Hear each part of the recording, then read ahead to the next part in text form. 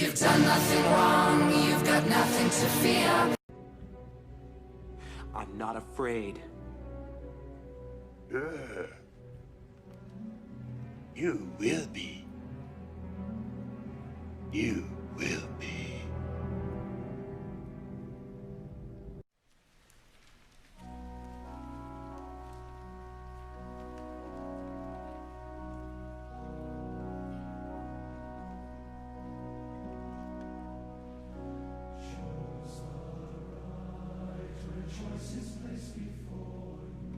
This is not the church of Joseph Smith. As a physician and surgeon, I have great admiration for medical professionals, scientists, and all who are working around the clock to curb the spread of COVID-19.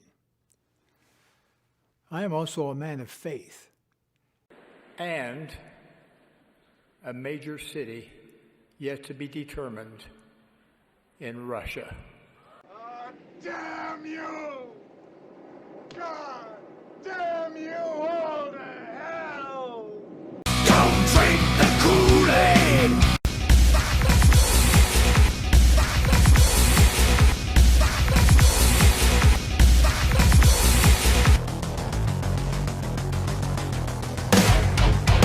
Are you ready?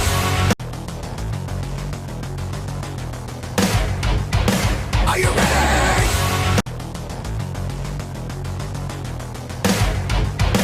Are you ready?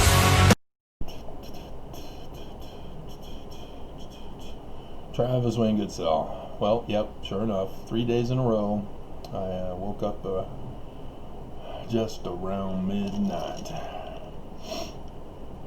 But this time, I was allowed to go back to sleep. Ah, man. So, apparently I had listened, and we will proceed as planned.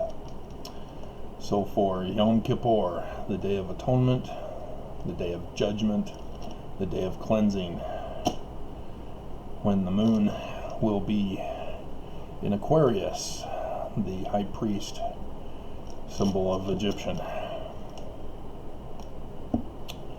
for cleansing, righteousness.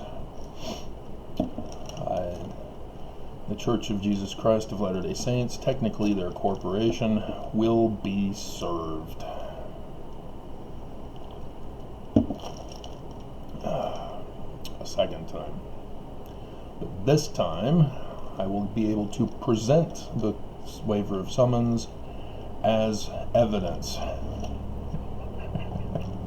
Because it was not followed and adhered to by anyone other than me last time. And so yes, the manner in which it will be presented this time will be presented as evidence. So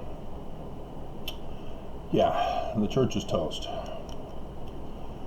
I did see that Ali Velshi, who was substituting for Brian Williams on the 11th hour a couple of nights ago, got his final segment of talking about the asteroid that I did a video of for you, the school bus size that flew past the Earth, and he was pointing out the fulfillment of prophecy. I don't think he realized it, although he did have the question at the bottom of the screen, is this the end of the world yet? But yeah, people are actually wanting this to get over with. If there's going to be an asteroid that strikes us down, do it and get it over with. People are actually calling upon the rocks to fall upon them.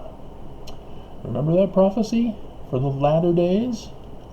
People will be begging for the rocks to fall upon them. Prophecy fulfilled. Another one fulfilled.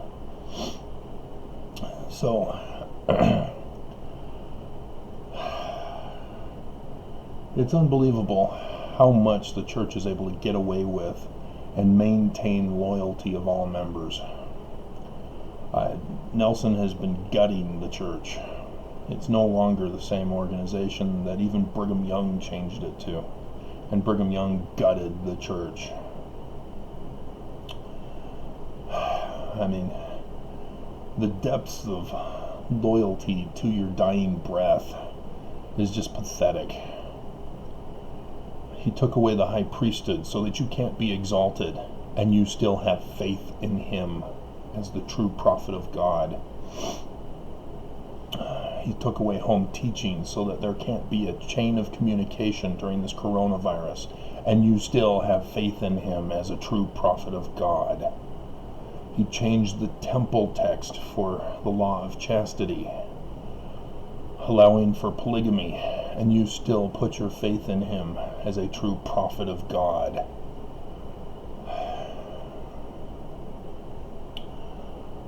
We can go down the whole list. He's having you murdered with the coronavirus, and you still put your faith in him as a true prophet of God. He was supposed to warn you. He didn't warn you, and yet you still put your faith in him as a true prophet of God. You getting the picture? He was supposed to warn you, as in Amos 3:7, of any signs in the heavens of the latter days. After all, we're Latter-day Saints. Why are we called Latter-day Saints? Is it just a cool name? Seriously? That's what you think? Do you think that this is going to be our name for the millennial church? Oh, it's the Church of Jesus Christ of Latter-day Millennial Saints. Dear God.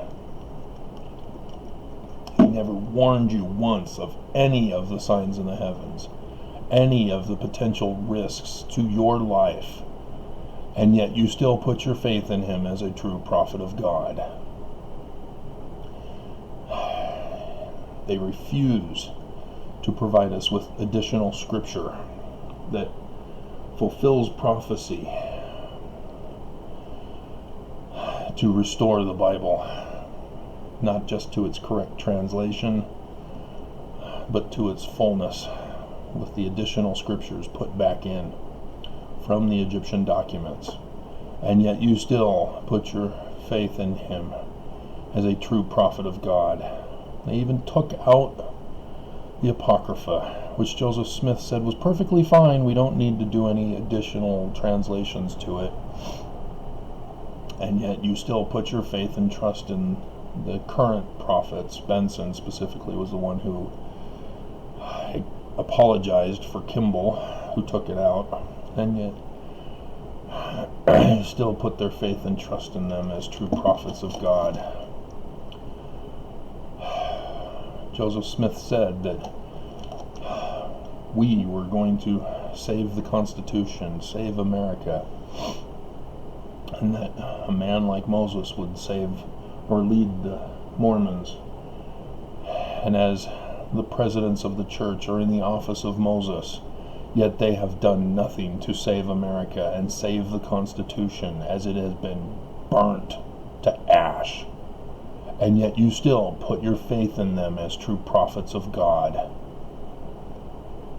Like I said, I can keep on going. They've changed the doctrine of faith without works is dead to faith alone is A-OK. It's your own truth. It's a personal witness. And yet you still put your trust in them as true prophets of God. Do you want me to keep going? Or do you have enough now? The symbol of Lucifer is on the keystone of the ark of the doorway of the Salt Lake Temple. It's also on the foundation stone of the keystone of the ark of the Eagle Gate. It's also above the sunstones on the Nauvoo Temple, signifying conquering. And yet you still put your faith and forgot the phrasing now. And trust in the trust that they are true prophets of God.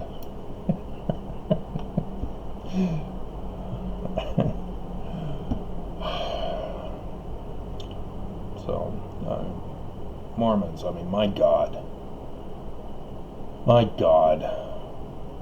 What will it take until you finally wake up? Until you finally realize this isn't the Church of Jesus Christ, let alone the Church of Jesus Christ of Latter-day Saints. There is no love. I mean, I give you these videos warning you. I'm the one who's been warning you. I'm the one who's been telling you the correct doctrine. And what comes out of your mouth? What comes through your minds? Hate. Yes, I've got a few people, and I have to acknowledge David.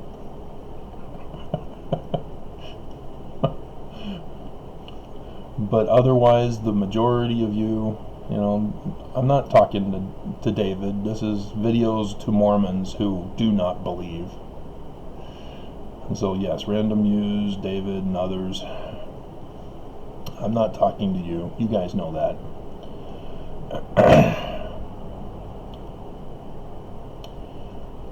I'm the one trying to save your life, and they're the ones trying to take it from you. Not just your earthly life, but your spiritual life. They are utterly trying to gut and decimate you. And yet you still put your faith in them as true prophets of God. So please,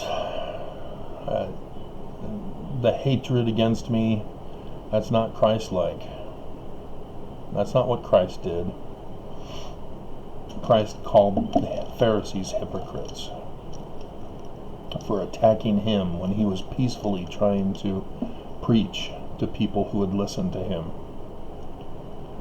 I, however, am trying to preach to people who don't want to listen to me. That's the only difference. The Pharisees went out of their way to attack Jesus in the gospel narratives. The church is going out of their way to destroy my life. And as a defense to my life, I have to stand up with my own title of liberty against my own church, whom I thought I was being loyal to. Coming to them saying, hey, Joseph Smith is a translator, isn't that great? And they sought to destroy me. So, for me, I realize the truth. The question is, why haven't you?